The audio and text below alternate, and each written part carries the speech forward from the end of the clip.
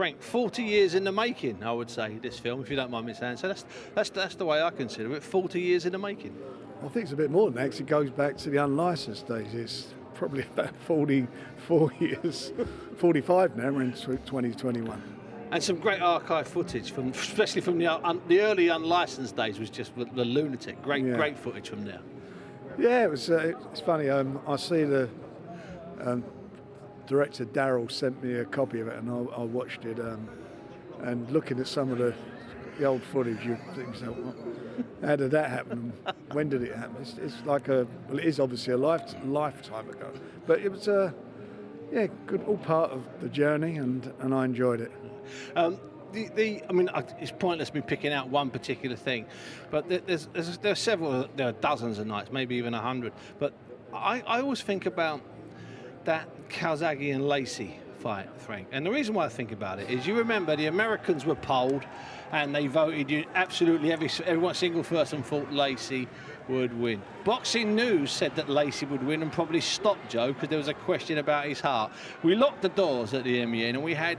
Well, it was a night that, I'd love to think we'll have some more of them. It was an incredible night.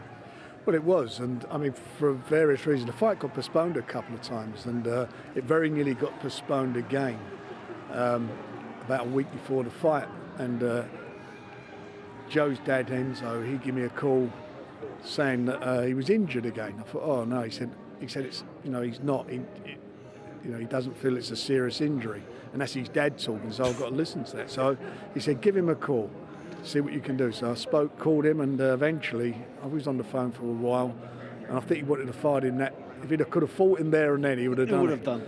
And I felt that Lacy was made for him. Lacy was a good fighter, by the way. He was a world champion. That's why the Americans loved him. And Showtime, the American broadcasters, thought he was the next big thing. He was going to be their next Mike Tyson type of fighter. And as you say, everybody tipped him to win. And I really fancied Joe big time. And he went out and done a job. It was a phenomenal performance. And just took him apart, and he ruined him. The corners should have pulled Lacy out. They ruined him. He was never the same fighter afterwards. Was that a top three for you, or was it the best night?